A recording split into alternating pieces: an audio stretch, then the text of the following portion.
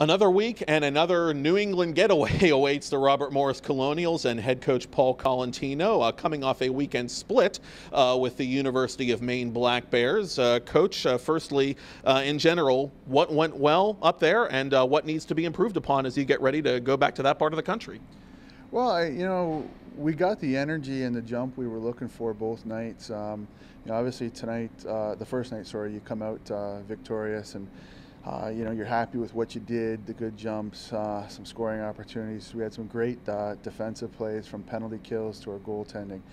Second night, I just thought we had a culmination of a bunch of, say, minor mistakes. We came out real good in the first with a ton of shots on net, but sometimes it's more about the type of opportunities that you give up or you get. And for us, we didn't give up much early on, but the ones we did were just grade A opportunities where we had massive breakdowns. So we have to clean that kind of thing up, where you just can't be doing what we were doing in terms of Maine's goals the second night, because you get going, you're doing well, you got shots, you got energy, and we just had not to say a monumentous mistake, but we just left too much time and space for our opponent. So, and it cost us. And from there, you're playing catch up a little bit. So we're looking to clean that up this week, just make smarter plays all over the ice.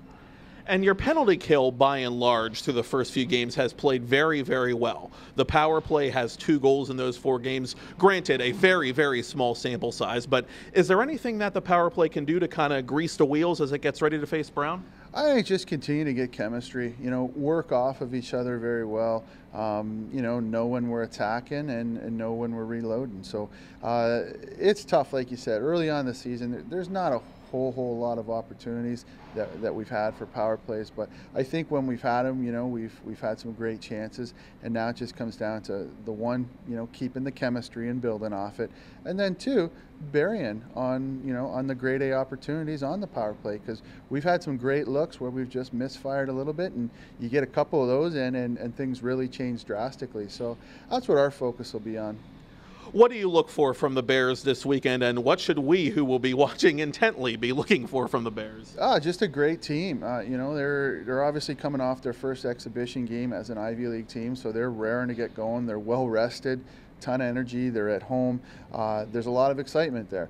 They got a great program with a relatively newer coach that's really had them playing extremely well and disciplined. So I think what you're going to get is 2 teams with a lot of energy that are kind of raring to go. We're raring to go because we're bouncing off a loss and we want to correct that quickly.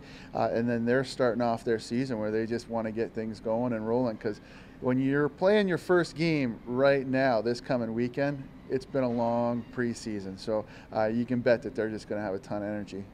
You'd certainly think that. And lastly, I want to go just off the beaten path for a moment. Brianna Delaney getting inducted into the Robert Morris Athletic Hall of Fame. It was announced recently. She sort of was on her way out at the same time you were on your way in, but you coached her for 1 season. That was a very watershed season for the program, for her, for you personally. She scored a huge goal to help you win a championship. Just what was your reaction to that, and what do you remember the most about Brianna? The reaction initially, we're obviously super excited for it. Just a great person. And it's funny because you're right, I only coached her for a year, but it just seems like a lot longer than that. It was an interesting year, that first year, where, a lot of things happened, some things changed, some things got better. Obviously, we won our first CHA championship for the program that year. So with Bree, she was just a special person. She worked hard, extremely hard every day. She had a real good knack for in front of the net. She was a leader. She was part of that captain's crew of 3 seniors that really helped set the tone for what we were trying to do. So for her to get inducted, it's awesome. We're happy for her. And you are right.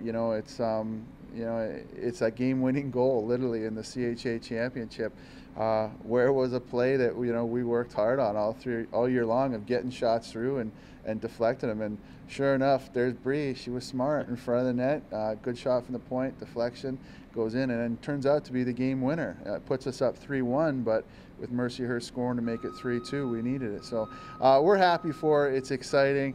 She's just a great person.